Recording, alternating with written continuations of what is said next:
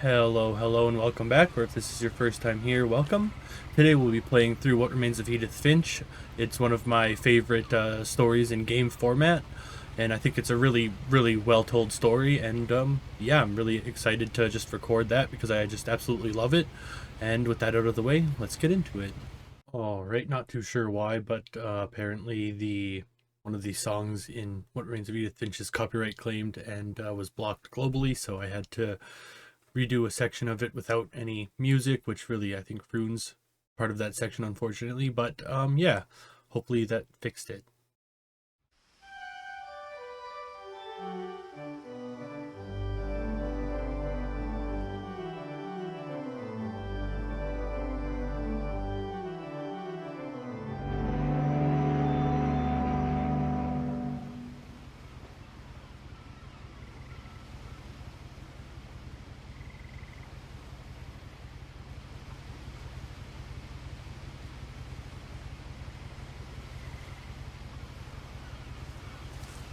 Hmm. A lot of this isn't going to make sense to you, and I'm sorry about that. I'm just going to start at the beginning, with the house.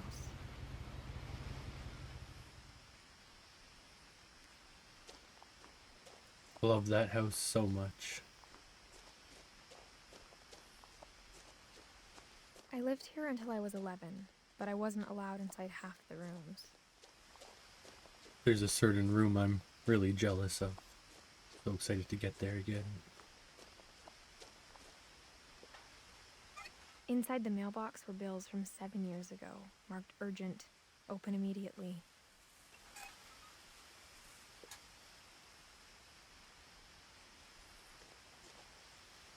Adorable.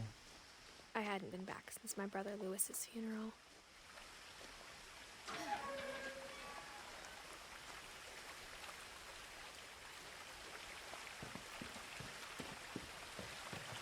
In her will, my mother left me a key, but didn't tell me what it unlocked. Maybe she thought I'd know. Or she thought that the mystery would be enough to bring me back. The Finches.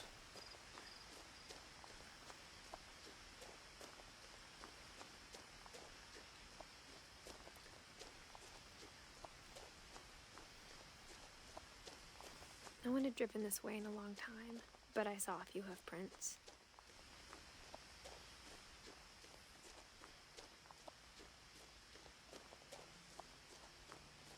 Looks like such a narrow road.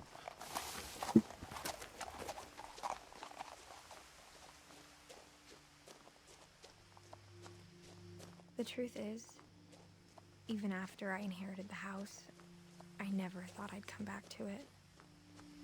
But now I had questions about my family that only the house knew the answers to.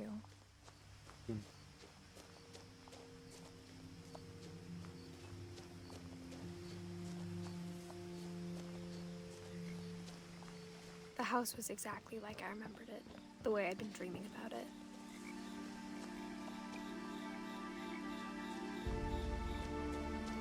As a I child, love it. the house made me uncomfortable in a way I couldn't put into words. Now, as a 17-year-old, I knew exactly what those words were. I was afraid of the house.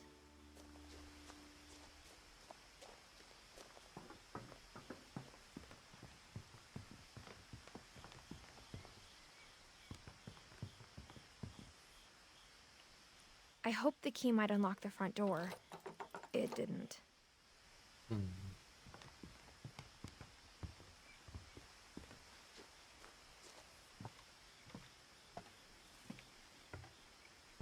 Missing Milton. I asked Edie once about the dragon in the pond. She said it had killed her husband. I was 6. It seemed like an odd joke to me, even then.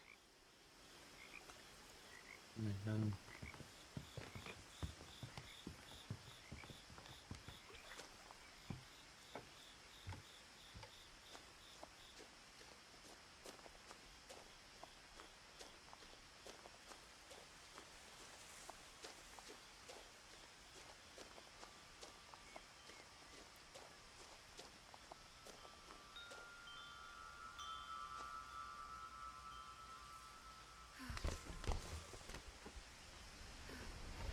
Crawling through the doggy door used to be a lot easier when I was 11.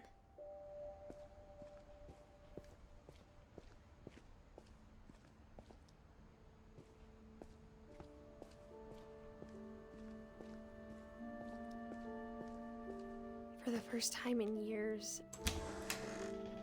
I felt like I was home.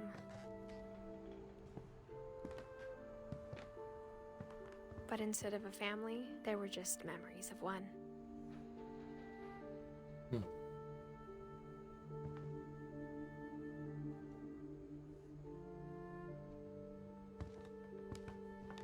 Like how after Lewis started working at the cannery, we all got sick of eating salmon. Except our cat, Molly. My parents have a cat named Molly. The table was still a wreck from the night we left.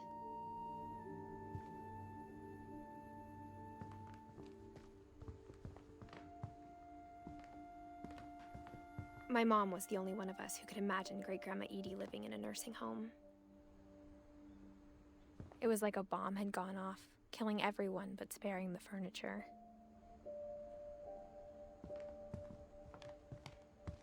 Nothing in the house looked abnormal.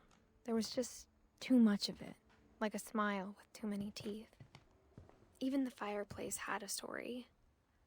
Edie told me the bricks came from the original house, after it sank.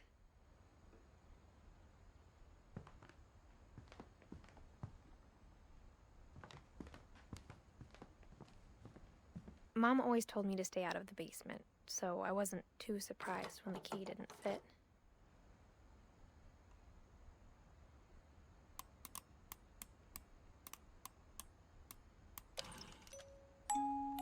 Great-Grandpa Sven built a music box for Barbara, along with the rest of the house.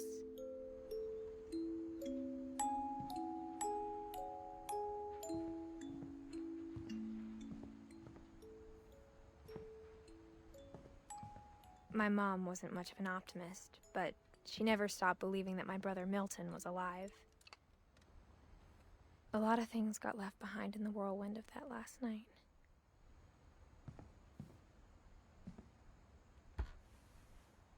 Edie told me once that every Finch who ever lived is buried somewhere in the library.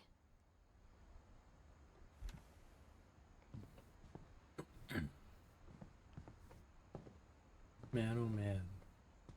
After Milton disappeared, Mom sealed up all the bedrooms. Then Edie retaliated and drilled peepholes.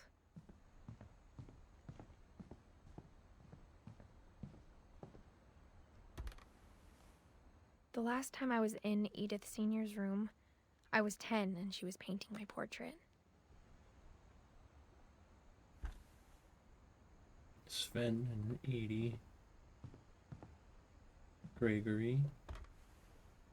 As a kid, I just assumed every house had peepholes and sealed rooms you weren't allowed inside of.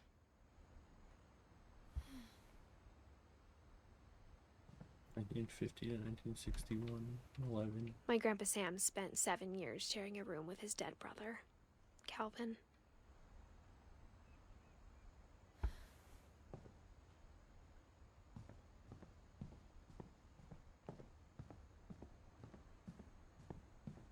Whenever people ask me about my family, the first thing they always want to know about is Barbara.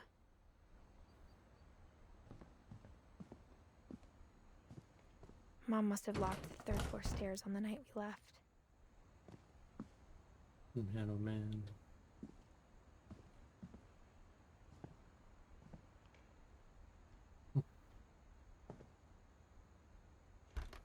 In 44. Barbara was a child star for 2 years, until America grew out of it.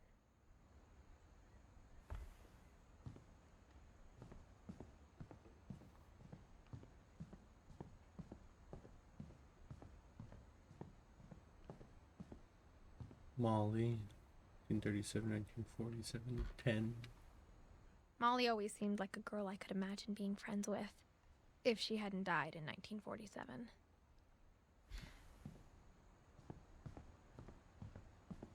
I spent a lot of time playing in Great Uncle Walter's room.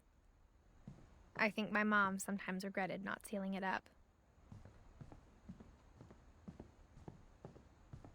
Lewis told me there were secret passages, but I never believed him.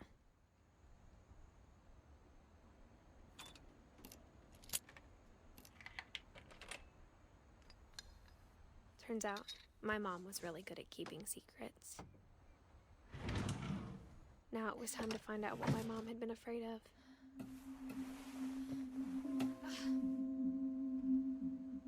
From the paintings on the wall, it was clear my brother Milton had been here before me.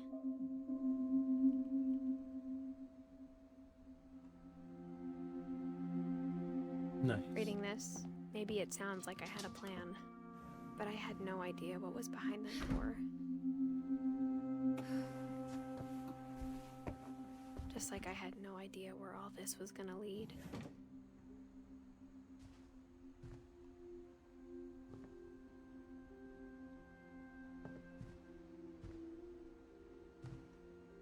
I grew up looking at Molly's room through the peephole. Molly's gerbil had a tiny bedroom with its own even tinier gerbil cage.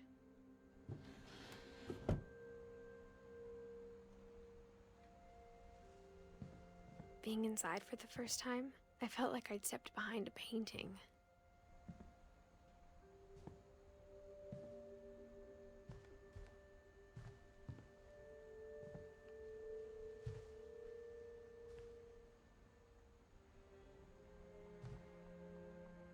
I got the sense Edie had spent a lot of time here before my mom sealed the doors.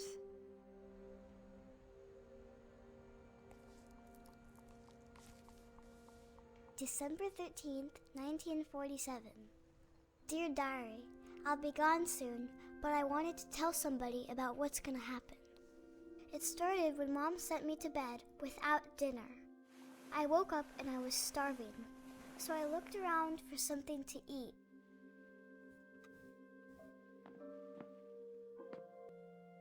The gerbil food was dry, but I didn't mind it.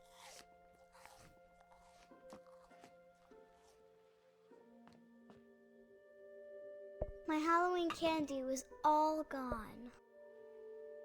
It's unfortunate. Mom, can I come out now? Sweetheart, it's late. Go to sleep.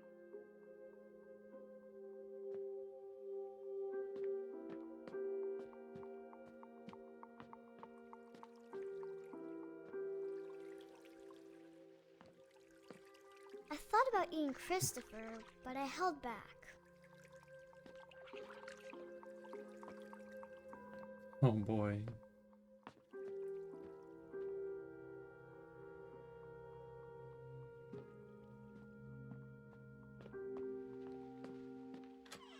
So hungry.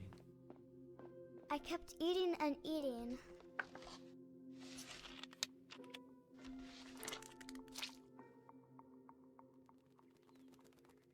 I ate a lot of things that night.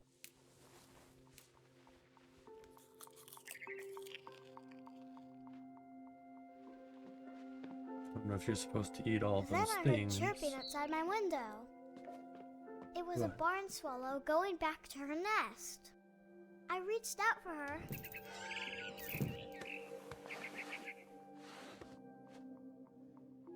And suddenly, I was a cat.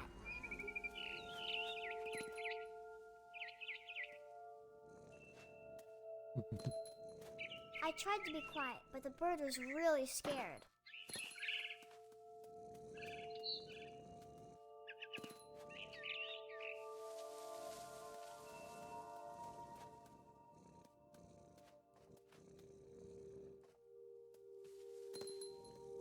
Mom and Dad didn't even look at me.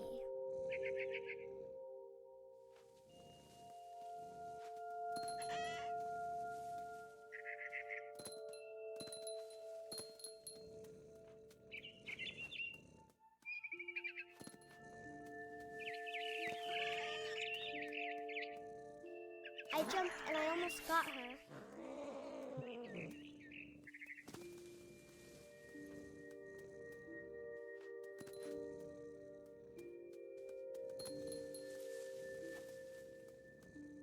I could tell she was getting really tired. Now I was up in the big tree. I promised Dad I wouldn't Jeez. climb it anymore. All I cared about was eating that mama bird. I gobbled her up. And suddenly, I was an owl. First, all I heard was the wind. Then I heard little teeth nibbling in the grass.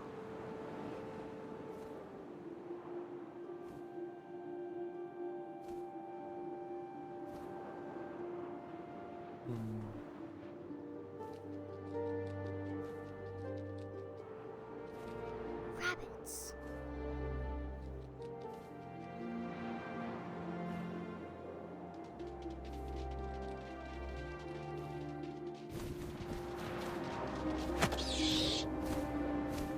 Excellent. I imagined his face looking up and seeing mine through my talons.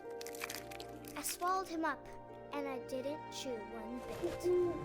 Then I flew off to find something bigger.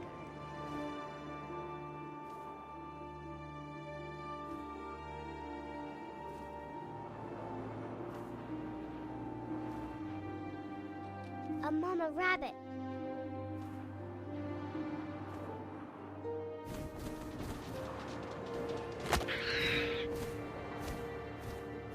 She was almost too big to carry. I started choking, but I couldn't stop eating. And suddenly, I was a shark.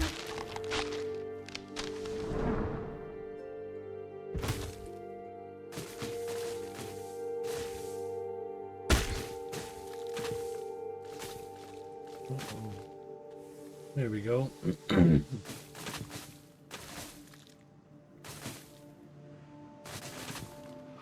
I rolled off a cliff and into the ocean. Now, I was hungrier than ever.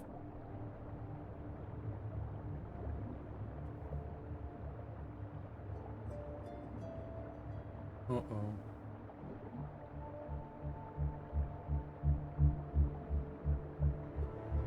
I wanted fat, juicy seals. I tore off her flipper, and it tasted really good.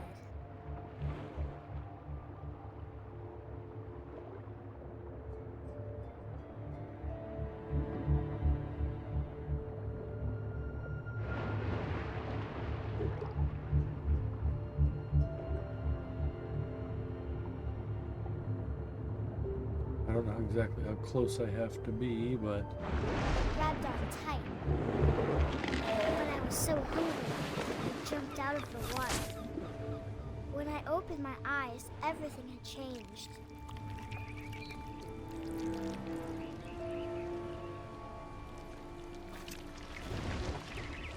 there we go. Forget Now how some I of was a the monster. things I were. smelled people everywhere.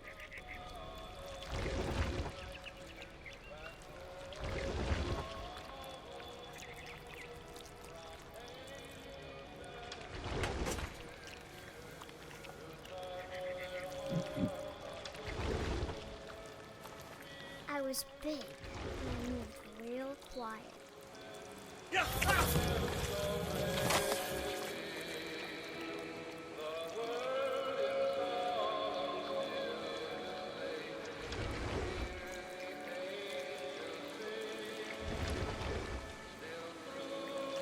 I wanted to stop, but also I didn't.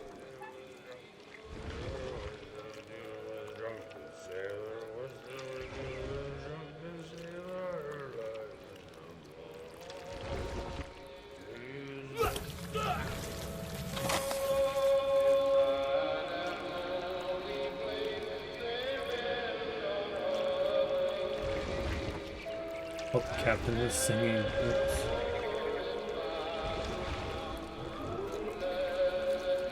After the last passenger, I was still hungry.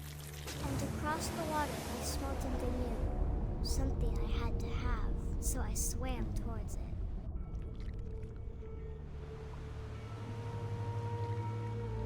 I slithered onto the sand, and the good smell went into an old pipe.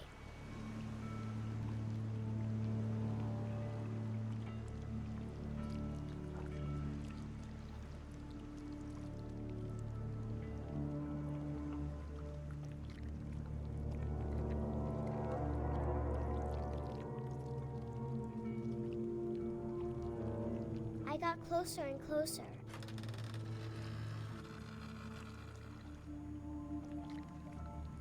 Oh boy.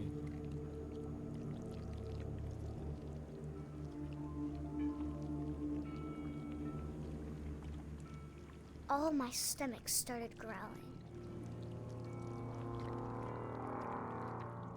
And suddenly, I was me again. I held my breath for a long time, but I couldn't hear anything. I think it's waiting for me to fall asleep. But it's not going to wait much longer. It needs to feed, and we both know I will be delicious.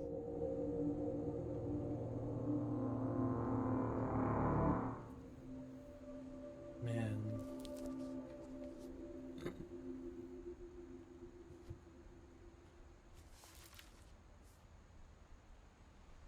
I'm not sure if I believed all of that, but I'm sure Edie would have.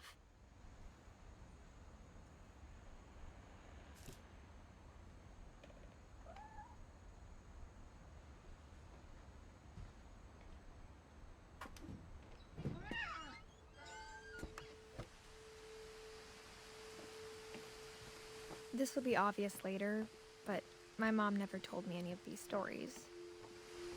Edie would have, but Mom didn't like bringing up the past. Though, when we adopted a stray kitten, she was the one who named it Molly. I spent a lot of time in Great-Grandma Edie's room.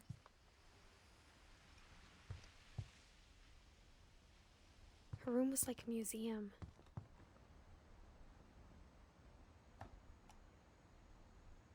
For 500 years, the Finches have been famous throughout Norway for their fortune. And misfortune. Odin Finch buries the latest victims of the family curse, his wife Ingeborg and their newborn son, Johan. Fortunate. On January 7th, 1937, he set sail with his family and his house, hoping to leave the curse behind. But 40-foot waves off the coast of Washington send the house and Odin to the bottom of the sea. Odin's daughter Edie, with husband Sven and baby Molly, step ashore on their new home, Orcas Island. Odin Finch is the first to be buried in the new family cemetery. His daughter Edie is already dreaming of a new Finch house.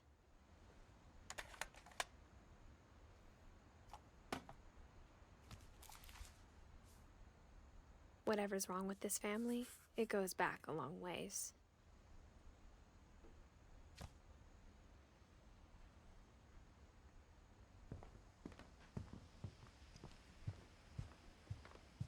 Well, 1937. Sven When Edie Finch. told people Sven was killed by a dragon, she could also have said he was building a dragon-shaped slide that collapsed. She could have, but she didn't.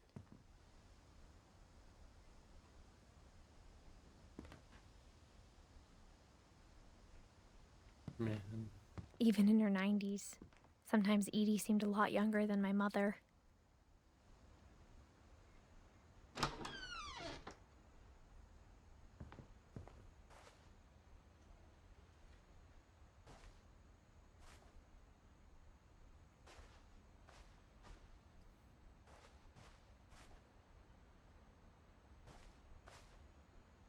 The only trace Grandpa Sam's first wife, Kay, left on the house was the pink bathroom.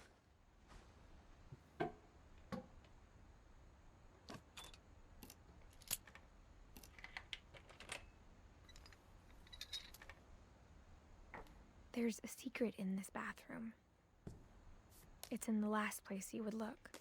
It isn't in the cupboard. It's hidden in this book.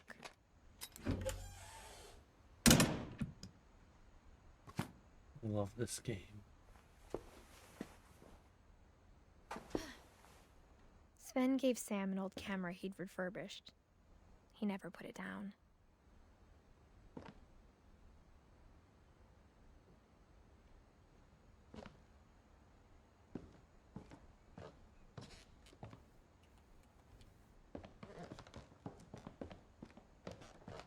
Milton again.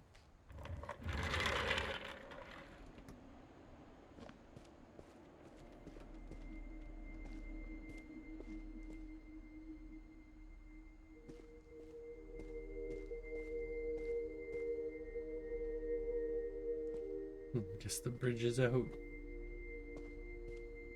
I knew Grandpa Sam had a twin, and that he never talked about him. I guess my grandpa didn't like history any more than my mom did.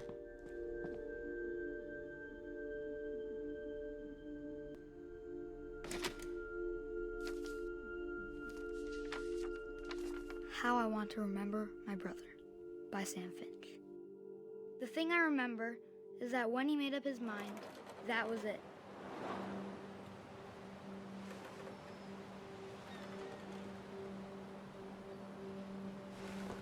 My brother said he'd die before he ate another mushroom, and he did. At Barbara's funeral, we swore we'd never be afraid again, and he wasn't.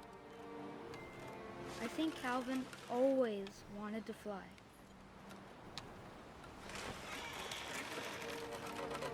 Sam! Calvin! Dinner's ready! Coming! But that day, he finally made up his mind to do it. I told him going around was impossible. Maybe if I hadn't said that, Calvin! I'm not gonna tell you again! maybe if the wind hadn't picked up, then maybe he'd still be here. But I doubt it. I think he'd already made up his mind. That's what I want to remember about my brother.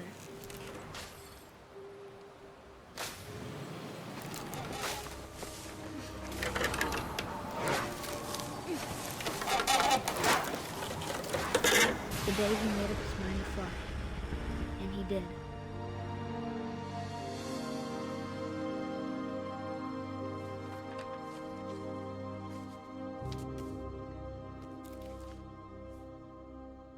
Calvin's story felt strangely familiar. When I was younger, I remember trying to do the exact same thing. Who hasn't? After the funeral, Edie roped off Calvin's half of the room. Mom said Grandpa Sam enlisted at 18 and never set foot in the room again.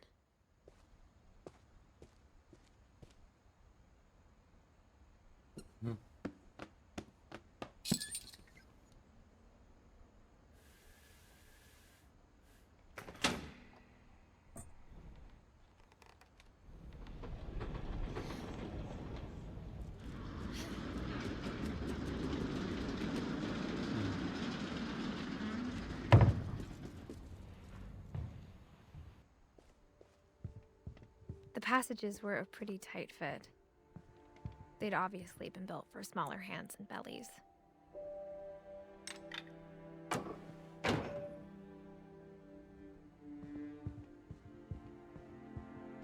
Milton again.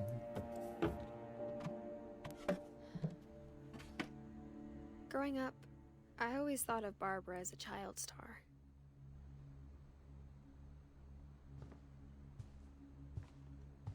I never thought about how hard it must have been for her afterwards.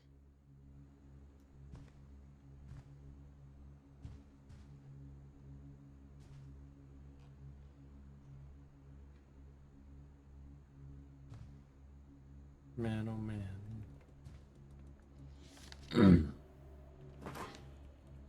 Of all the stories people wrote about Barbara's death, I'm surprised Edie saved this one.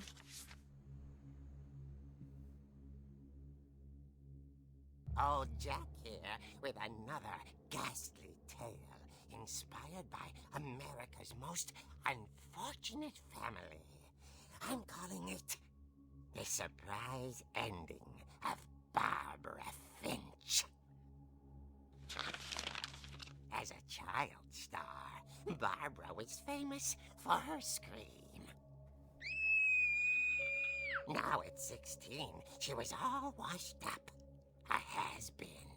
But in a lucky break, she'd been asked to perform her signature scream at a local convention for monster movie fans.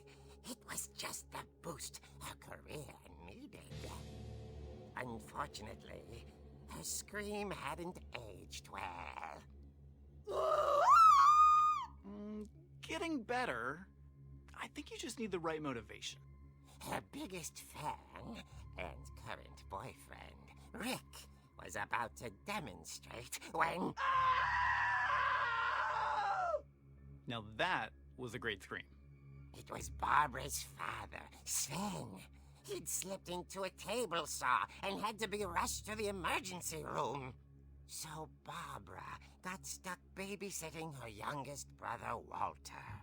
Her convention comeback was cancelled.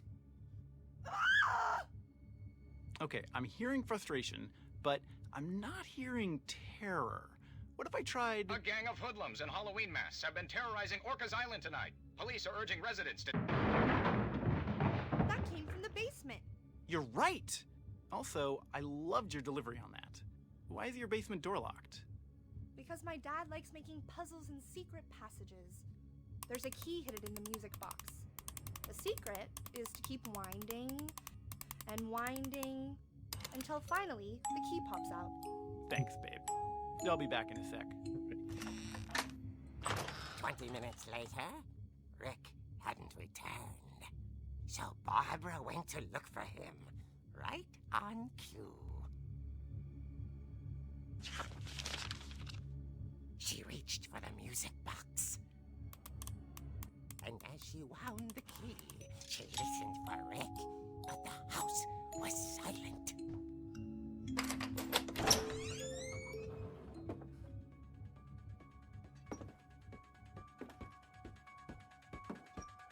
She found Rick's crutch and imagined the worst.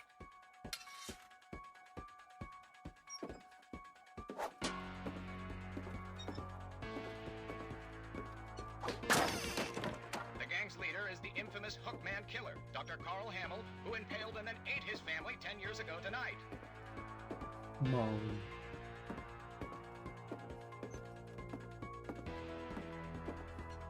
The old fridge rattled and grew still.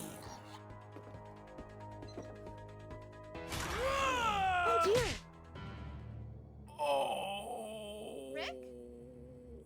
Barb, relax. I was just trying to scare you to help you find your scream. Well, I'm not scared, Rick.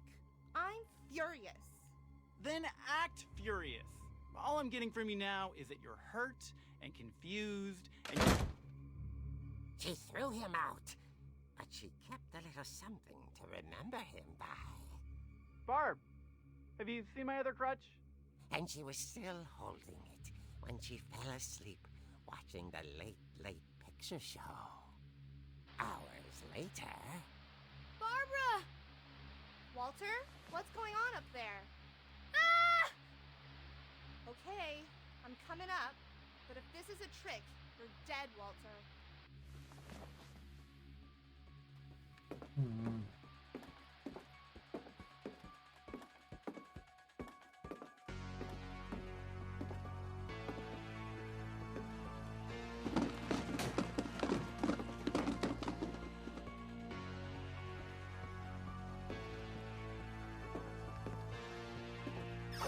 Walter, are you there? Walter had vanished, but his bedside radio was still on. Orcas Island police describe the man as 6 feet tall, with a steel hook for a hand. Residents are urged to lock all doors and windows and notify the police of any suspicious activity.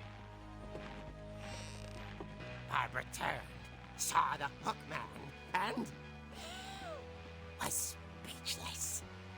He was quite smashing. And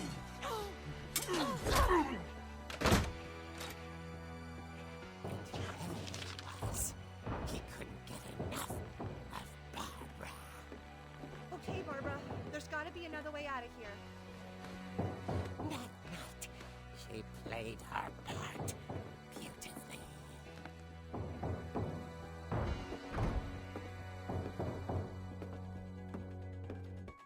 Molly's door hadn't been opened in years. The hinges groaned.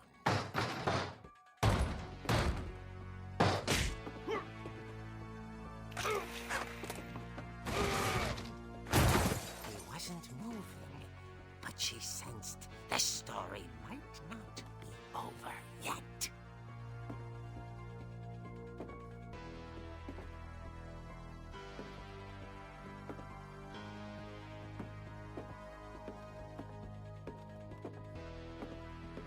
The hookman had vanished. She listened for his breathing, but all she heard was...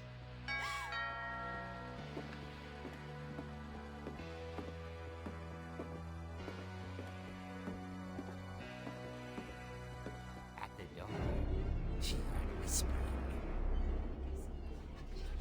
It was coming from inside the house.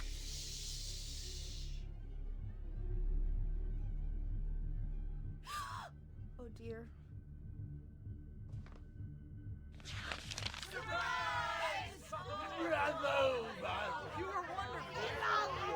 The monsters had come to surprise her. For Barbara, it was a dream come true. Then she saw what kind of monsters they were, and she realized what was about to happen. She was going to be famous.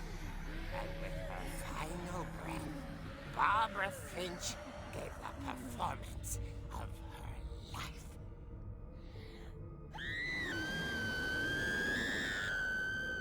I wasn't there myself, but I hear Barbara was magnificent. Poor girl. She had a taste for stardom. But unfortunately, so did her fans. Of course, the police blamed it all on poor Rick, who disappeared the same night. And little Walter? Hiding under his bed the whole time. He took it all pretty hard, but that's another story.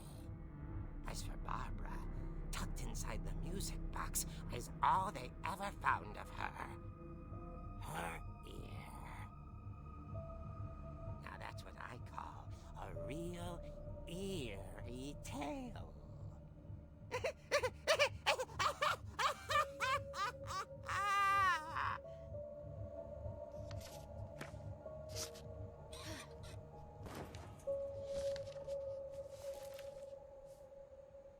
Edie told me all Barbara wanted was to be remembered, as absurd as that comic was. Maybe what Edie saw was a happy ending.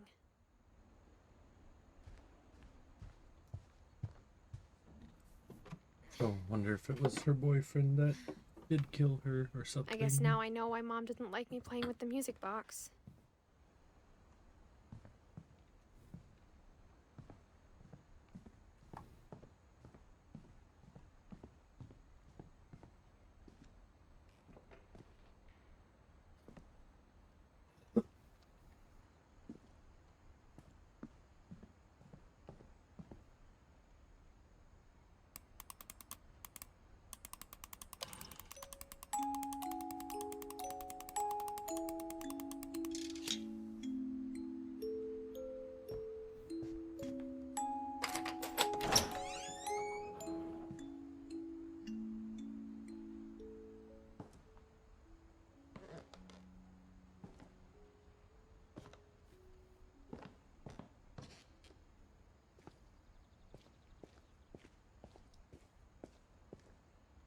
Mom said the basement was off limits, unless I wanted another tetanus shot.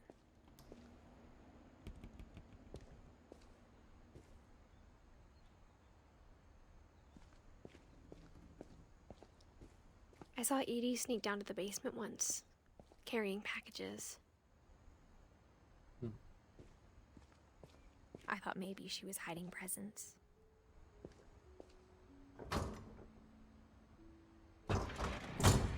It turned out she was hiding a lot more than that.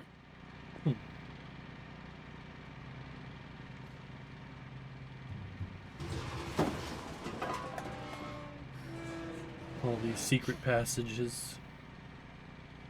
I remember asking Mom once about where Walter had gone. She said after Barbara died, he got as far away as he could. If there's a pattern in all these stories, I think it's that none of us has gotten very far.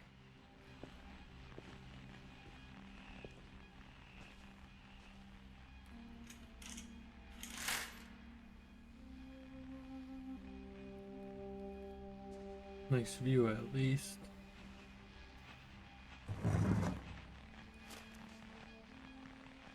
Goodbye, everyone. I can't believe I've been down here for 30 years. On that first day, after the shaking started, I didn't think I'd survive a week.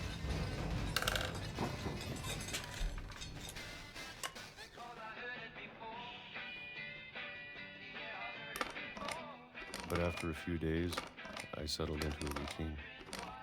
That's what kept me sane. Having a schedule, living for today. I always expected to be dead tomorrow.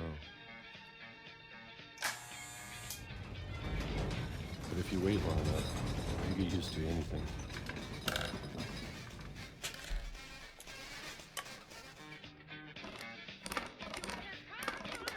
Even a monster on the other side of a door starts to feel normal. Almost friendly.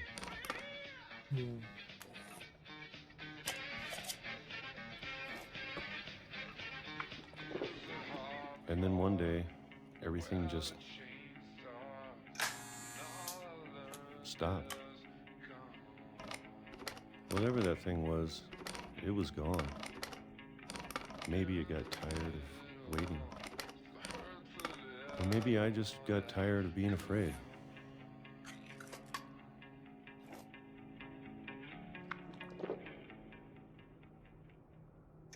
It's been a week now, the longest in 30 years. I'm done waiting. I have to leave while I still can.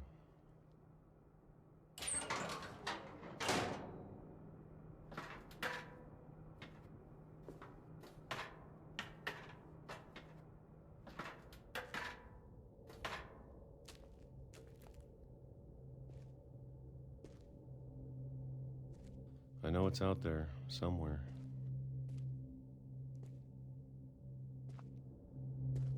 Whatever killed Barbara and Molly and Calvin. Maybe this is all a mistake. But I need to stop living the same day. Even if it kills me.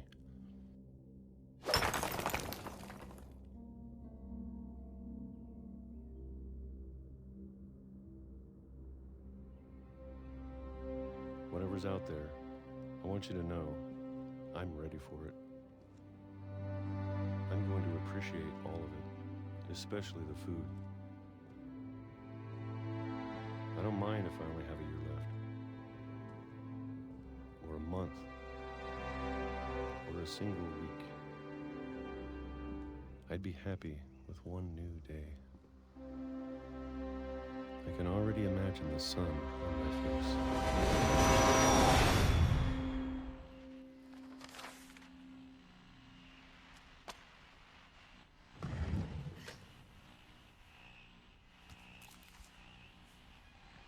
Walter died when I was 6. I can't believe my mom never told me he was down here. I'm sure my mom was trying to protect me.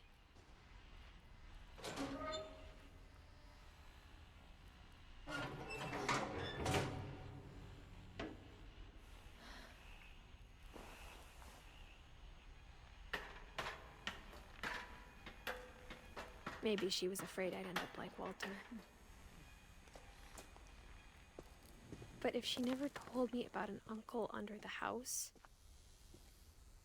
I can only imagine what else she was hiding. I don't want to make the same mistakes she made. Trying to bury something that's still alive.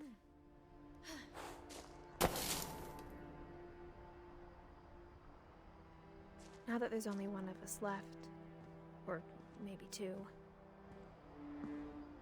I thought it was time I heard the stories for myself.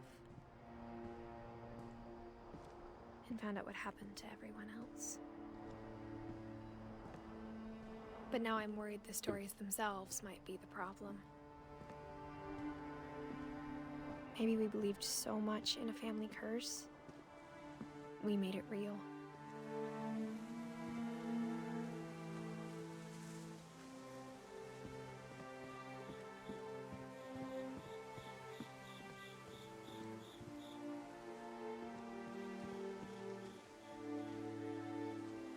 I don't know if I should even be writing this. I haven't noticed the chairs before. Maybe it'd be better if all this just died with me.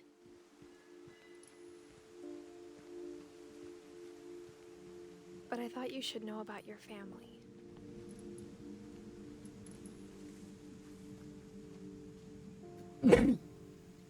Excuse me. What am I stuck on here? And the history you're a part of.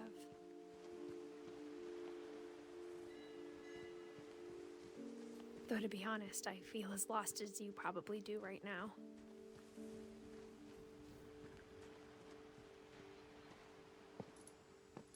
I think the people in these stories believed them, for what that's worth.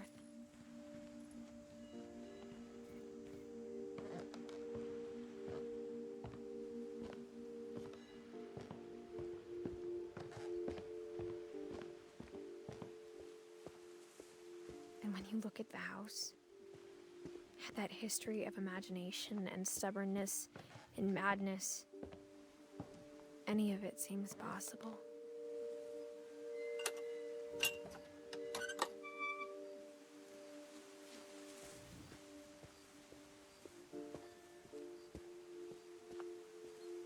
I think we've been surrounded by death for so long, we've just gotten used to it.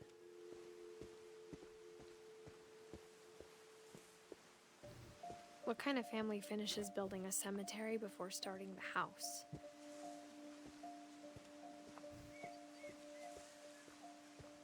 It's embarrassing for me to admit this, but the pet cemetery made me more uncomfortable than the human one. 3 of the gerbils were mine, and 2 had been my fault.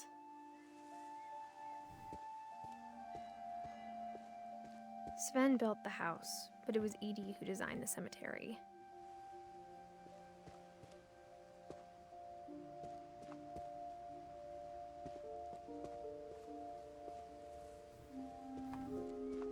I'm sure Odin's monument had been Edie's idea. My mom was always trying to move on, but for Edie, the past never went away.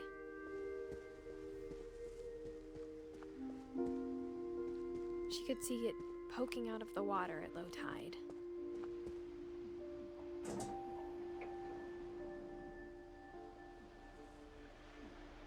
Edie said she dreamed about the old house every night.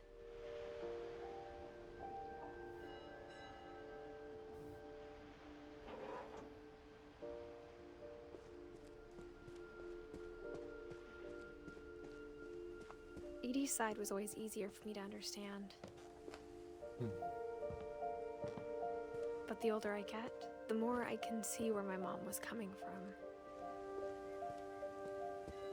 Her dad had been pretty strict, but it wasn't enough to save her brothers. She was just trying to do better.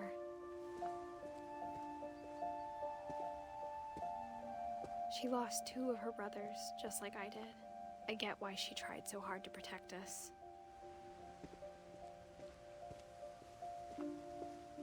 There's so many things I wish I could ask my mom now. Part of me thinks this is what she wanted all along. For me to come back someday and find everything out for myself.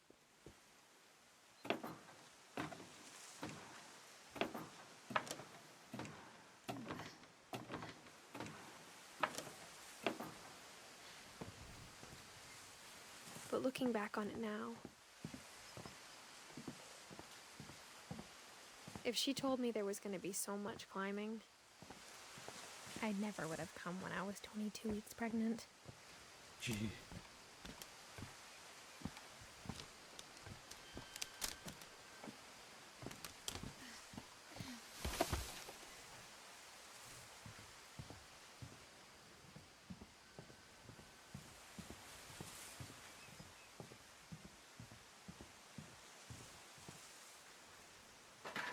I never met Grandpa Sam, but I think he and my mom had a lot in common.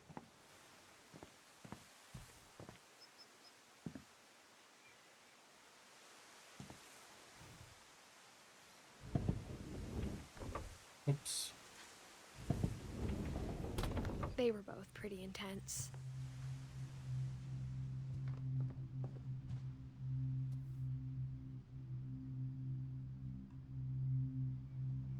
Sam spent his life shooting photos, but Mom said he got nervous being in front of the camera. I guess we're all afraid of something.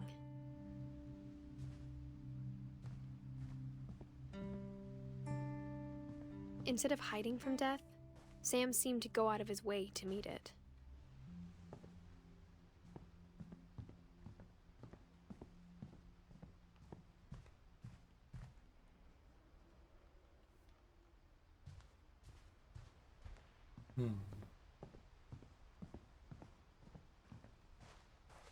Nice room.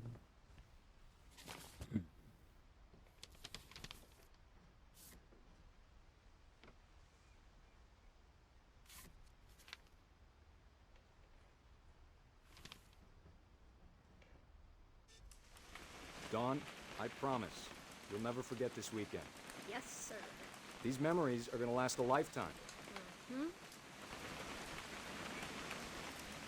Am I gonna have to shoot anything? It's a hunting trip, Dawn. Shooting is strongly encouraged. Perfect.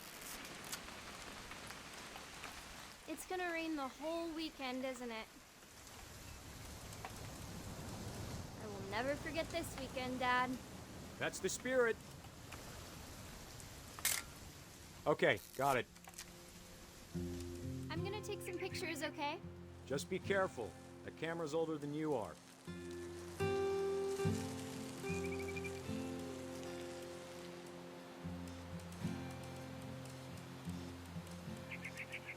You're right, Dad. It's starting to clear up. Still freezing, though.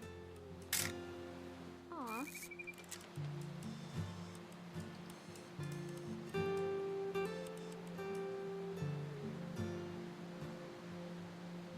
Definitely should not have drunk all that coffee. Hold still while I take a picture of you. I definitely won't be moving. Are you done yet? Does it sound like I'm done? Nothing quite like being outside. Hey! That's a keeper. I'm just saying, I'm not always gonna be here, Dawn. You'll need to remember this stuff, if you want to survive. I'll be fine, Dad. You know who else thought he was gonna be fine? Some guy who died. Dad! Good eyes, Dawn.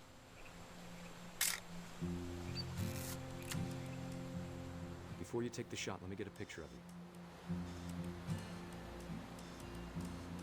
Dad, I... Just breathe. Turn off your imagination. Focus on your target.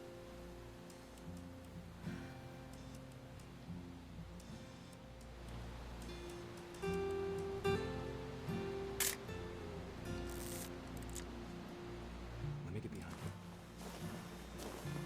you. Do I have to do this? Dawn, you don't have to do anything. But if you want to survive, you'll need to be strong.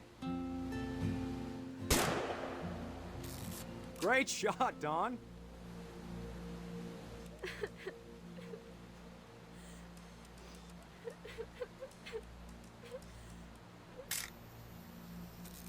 I'm proud of you, Dawn.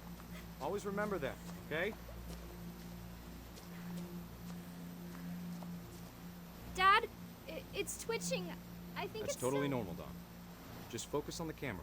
Try not to think about... Dad!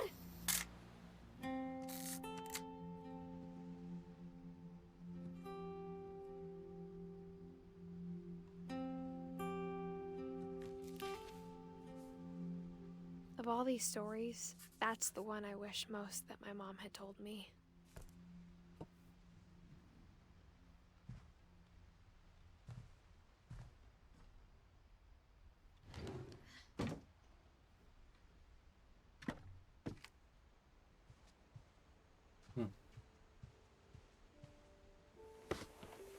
After Sam died, my mom and Edie got really close.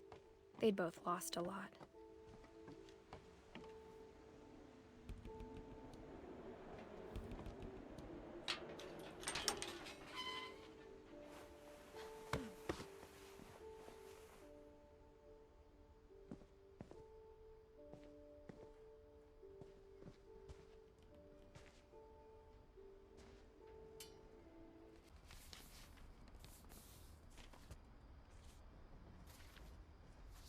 Dear Kay, do you remember the way Gregory used to laugh when he thought he was alone? Like something funny was happening, but only he could see it.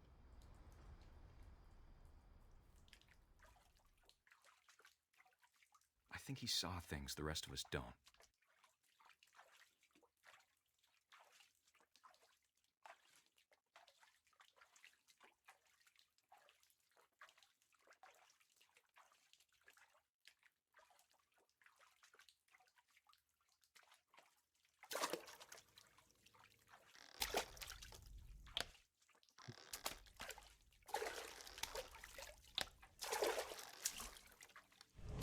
Time's over, Gregory. It's time to...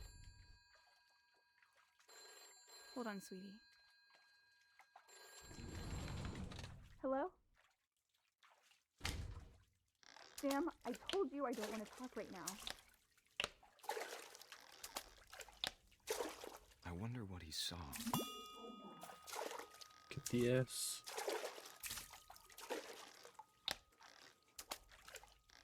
What his world was like.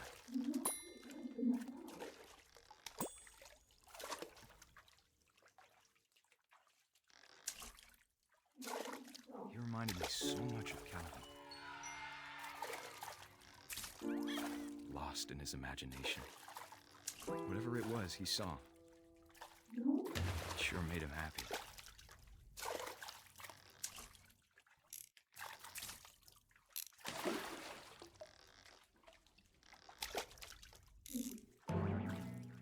I know how silly it sounds.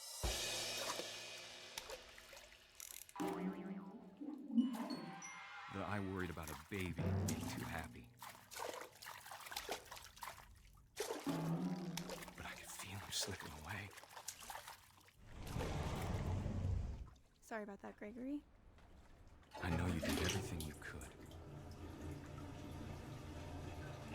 Maybe if I hadn't called that night.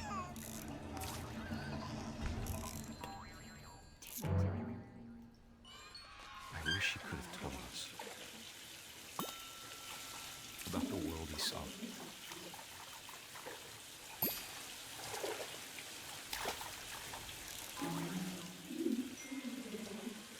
Hey, there's so much I don't understand about Gregory. About everything.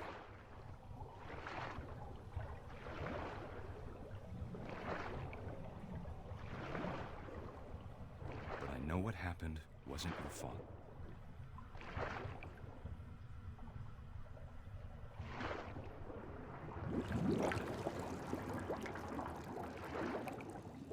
I'm sure he's happy. And he'd want you to be happy too. Good luck, Kay. Love, Sam.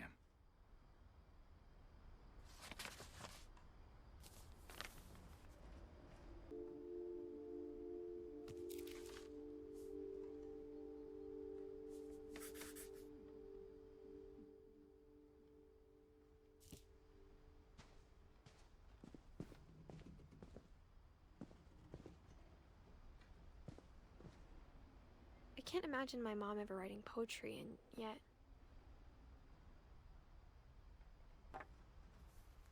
A poem for Gus, who always said the wedding was a bad idea.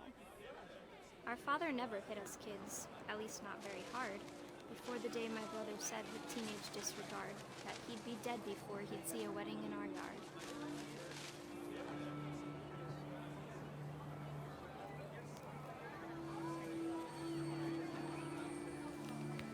My father made him come, of course, but Gus stood far apart, just flew his kite and bottled up the storm inside his heart.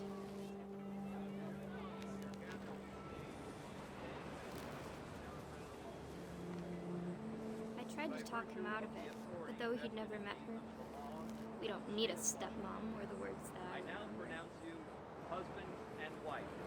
You may kiss the bride.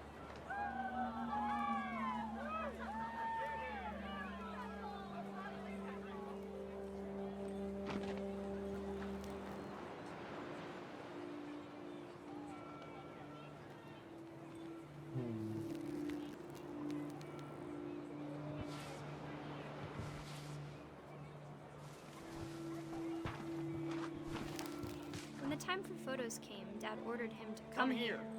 But Gus declined, and as a sign held up his middle finger.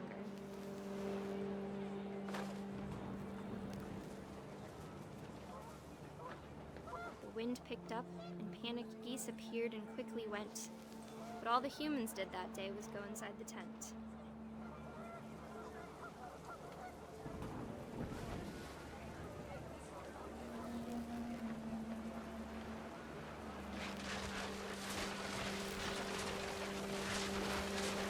The rain came down in buckets then, but no one seemed afraid that nature might destroy the tent our dad had crudely made.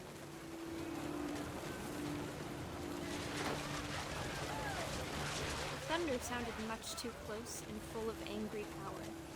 But all my father said to this was, "Make the music louder."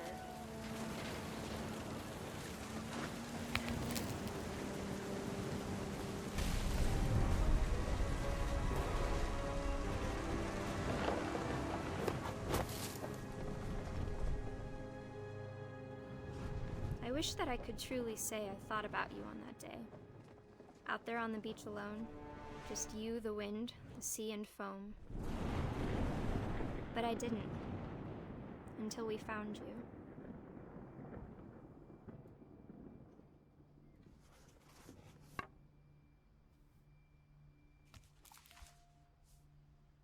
She never talked about him, but Mom told me once if I was a boy, they were going to name me Gus.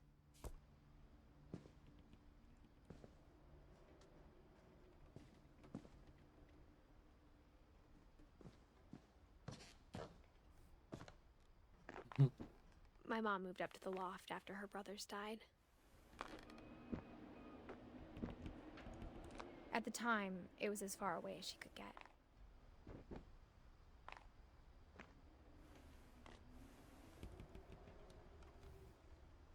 It's a nice loft.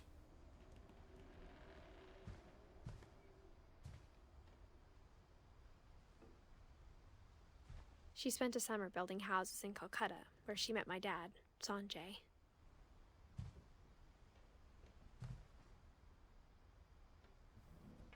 My mom moved to India a week after graduation and got a job teaching English. Lewis was born a year later.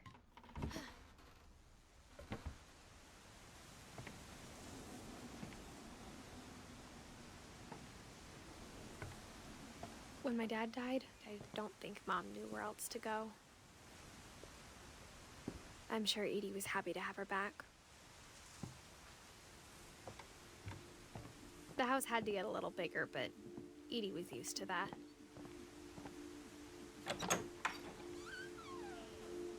And for a while, things were good. Almost normal. But it didn't last.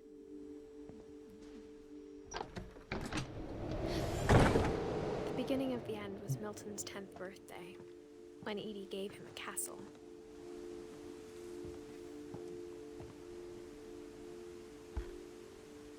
After Milton disappeared, the only thing he left behind was a room full of paintings.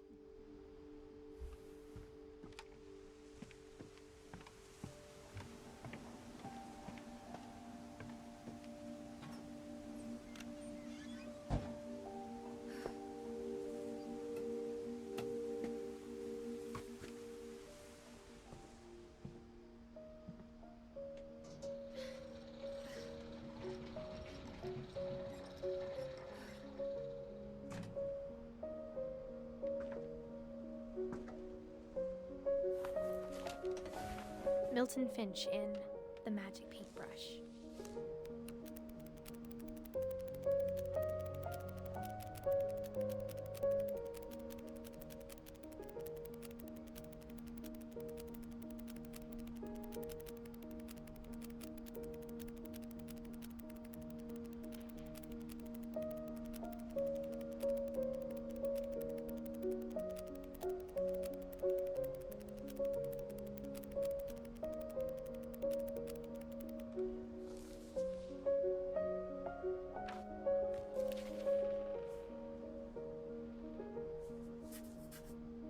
I was 4 when Milton disappeared.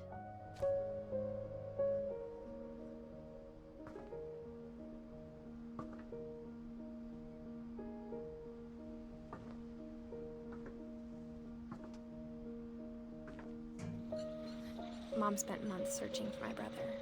Then she sealed the doors.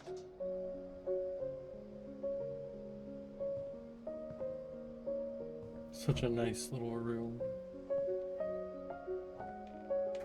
Whatever Milton had found in the house, Mom didn't want it getting out.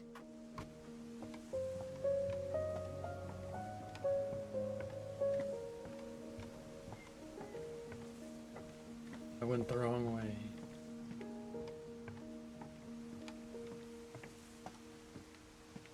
Up farther.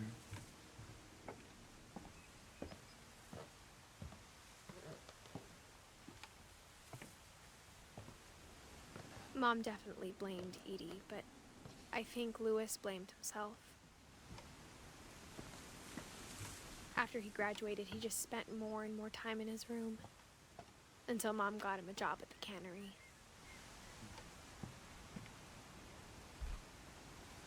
Everyone always told me to stay out of Lewis's room. Except Lewis.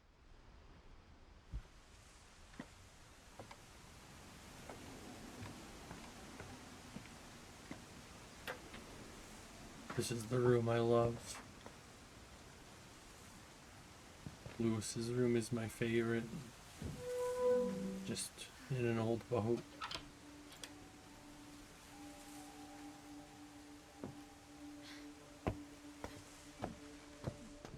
Lewis's room smelled very, very familiar.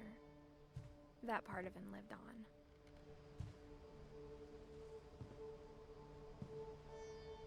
So nice.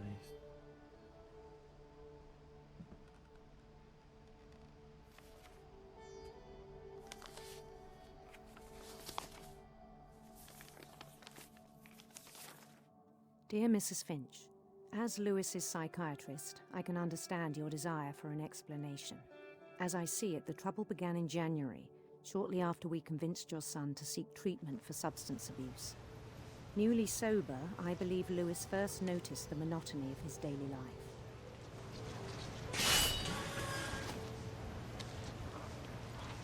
He kept working at the cannery, but he withdrew part of himself. In our sessions, I saw the same behavior.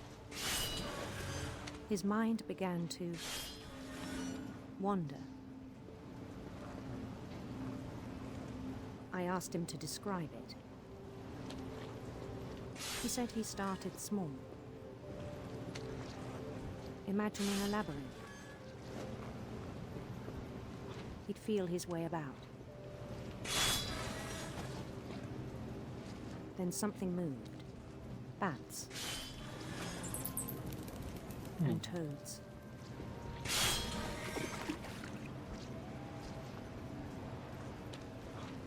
And things that have not names. He knew it was all in his head. But he took it very seriously. I had hoped he'd find himself.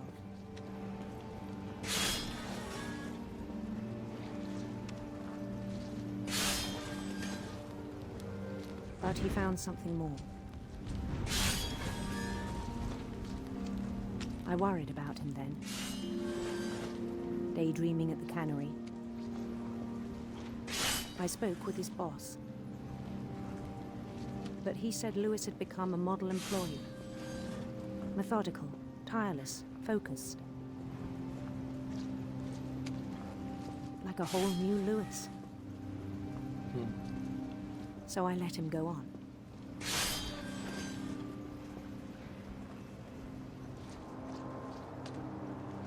I even encouraged him. It seemed very promising at first. He told me he'd made a new friend.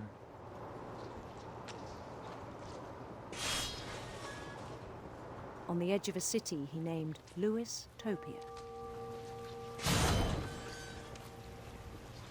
He built the city up slowly, brick by brick.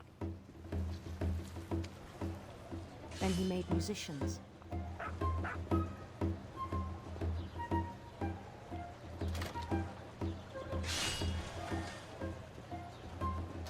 And songs for them to play. He talked about starting a band.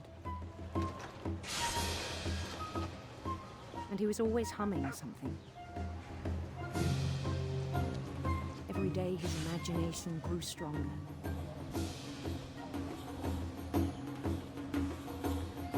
He no longer spoke at the cannery. But his chopping was as reliable as ever. Then one day it struck him that all the cheering crowds, even the stones under his feet, were all in his imagination, so he could do whatever he wished.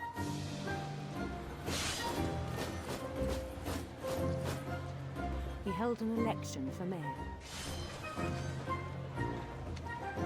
and he won. They begged him to stay, but his mind was already wandering. It became a game for him.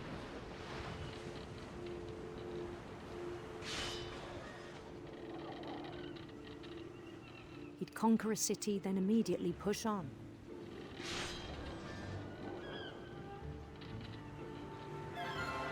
New Louisville.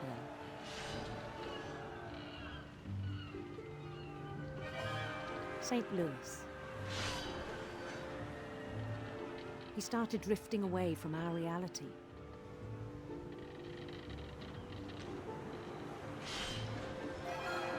Minneapolis, until one day he forgot to go home from the cannery.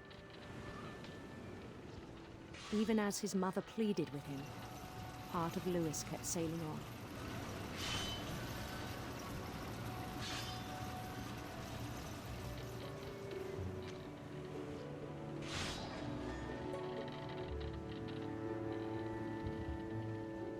In Louisburg, he heard rumors of a handsome queen.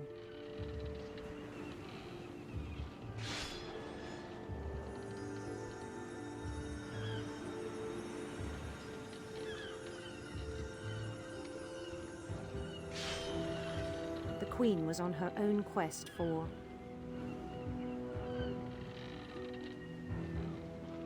sinister serpents.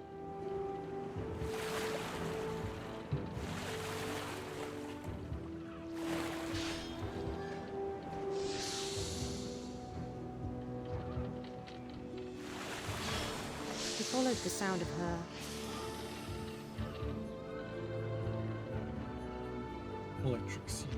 electric sitar.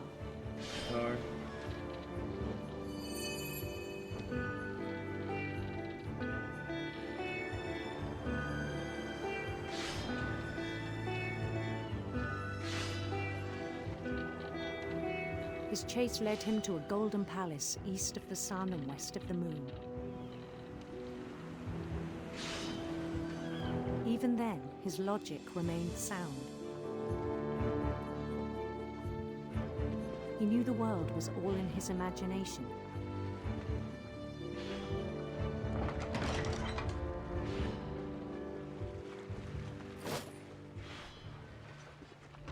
But he was so proud of having created it.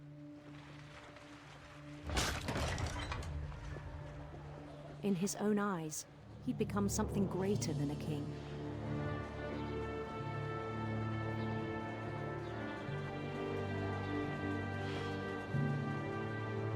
For someone who'd never known success in the real world, I think it was overwhelming. And then it struck him that the real Louis was not the one chopping salmon, but the one climbing the steps of a golden palace.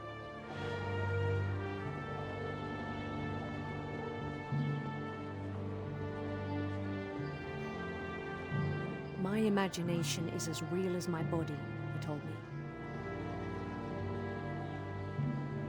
It was hard to argue with him.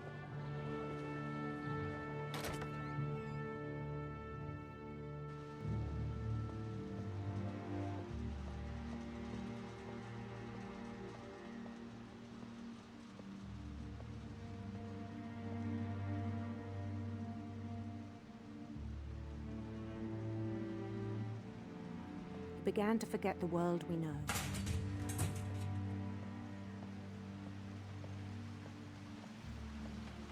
I think it pained him to remember Lewis, the cannery worker.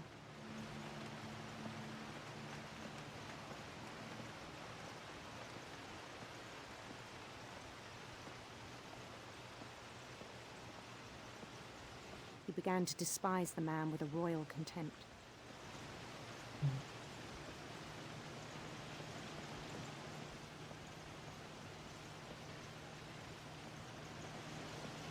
I still thought I could save him. Even after he said he was being crowned king over all the lands of wonder.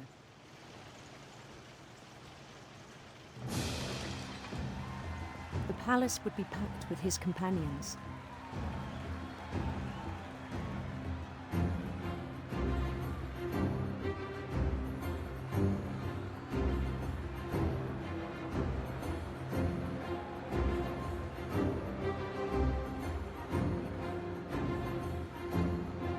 Including the wise Calico who'd insisted on advising him.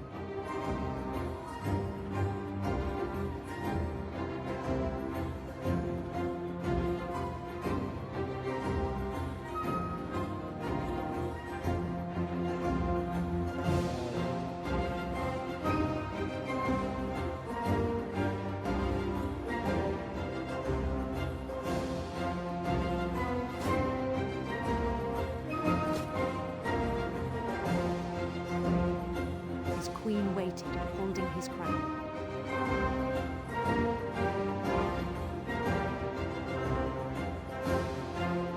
There was only one thing left to do.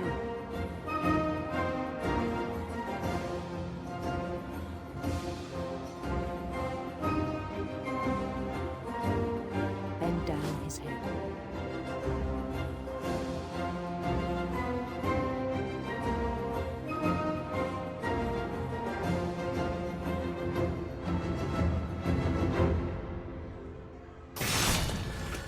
I think you know.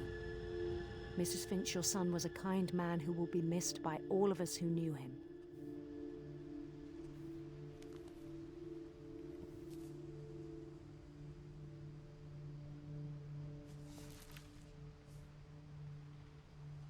My brother was really cool. I wish you could have met him.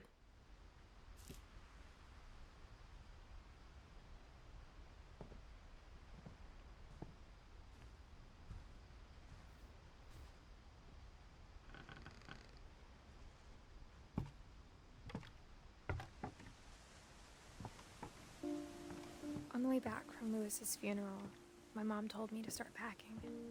She waited until the day before we left to tell Edie.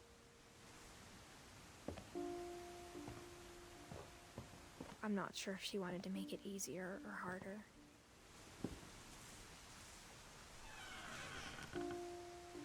I wish we'd stayed. But I understand why we left.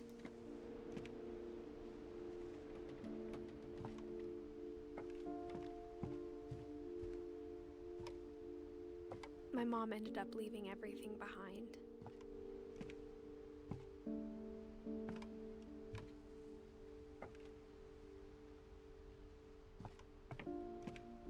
What happened that night had been coming for a long time. Maybe it should have come sooner.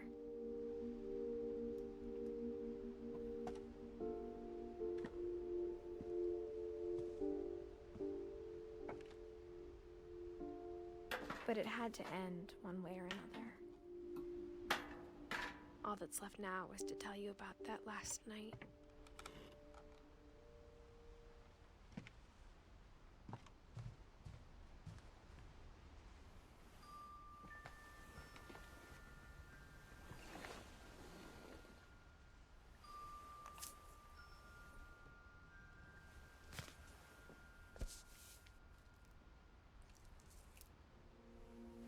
That whole last day, Edie just watched us pack and didn't say a word. Until supper, when she raised her glass and said, "To our final night together, and all our final nights apart." Grandma, you know what I said about alcohol.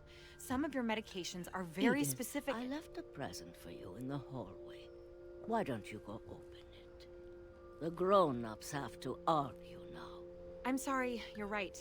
We're all leaving tomorrow. Let's just enjoy our last... I'm not leaving. Edith, you're excused.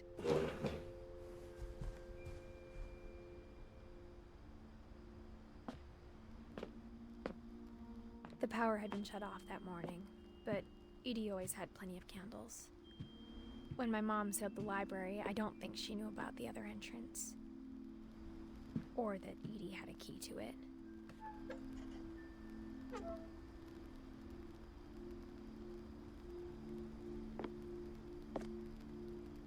How do I get in? Here we go.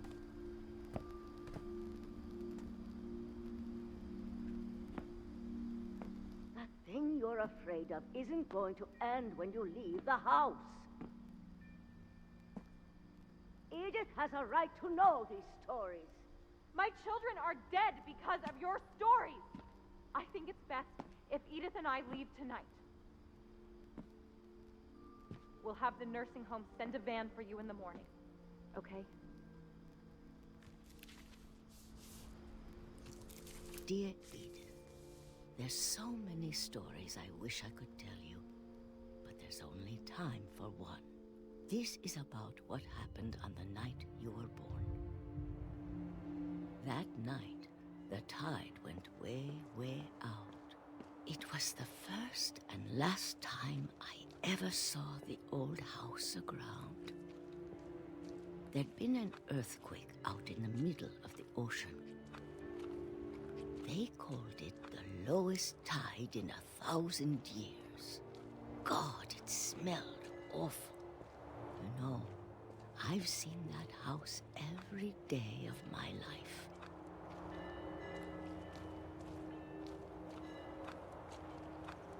But I never thought I'd go back to it. When the fog rolled in, I lost my way.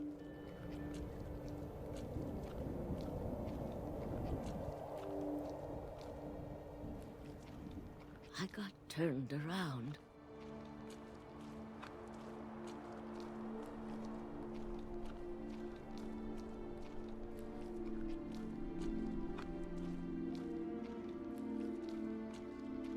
I started seeing things.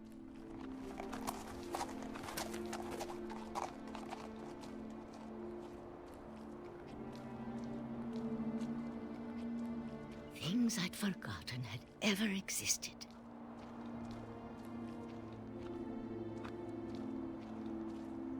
But when I saw them, they felt like old friends. That night, a lot of things came back to me. Or maybe I came back to them.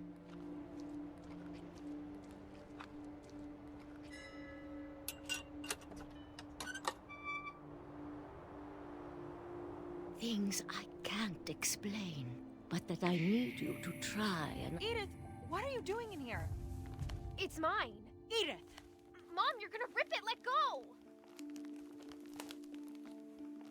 I kicked and screamed, but Mom dragged me to the car. I never saw Great-Grandma Edie again. The next morning, the van came to pick her up, but she was already gone. After that, we moved around a lot.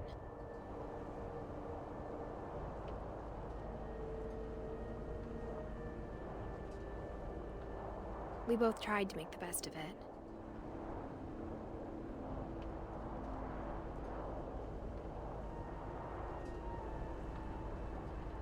A few years went by.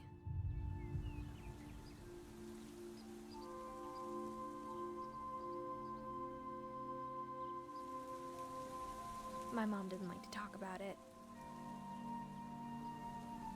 But she started getting sick a lot. The rest happened pretty quickly.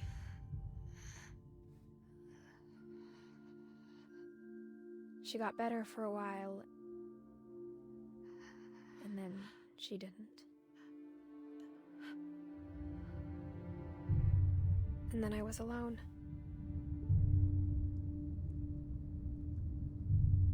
The last Finch left alive.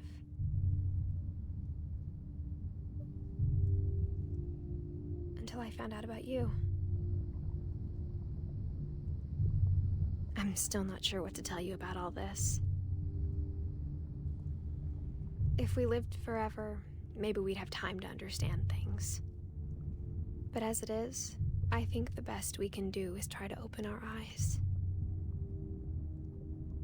And appreciate how strange and brief all of this is. This journal was supposed to be for you. But now I hope you'll never see it. I just want to meet you and tell you all these stories myself. But I guess if you're reading this now, things didn't work out that way.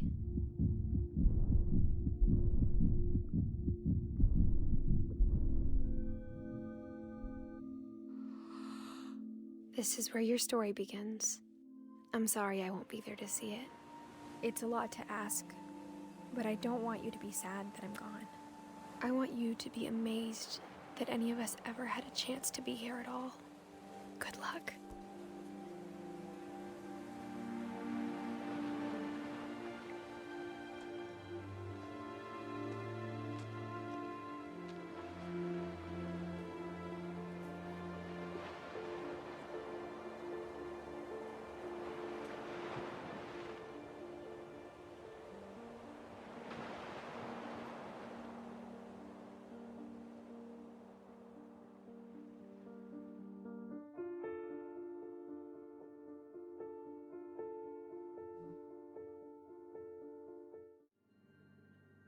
Alrighty, well, thank you for watching. Extra big thanks if you made it all the way to the end.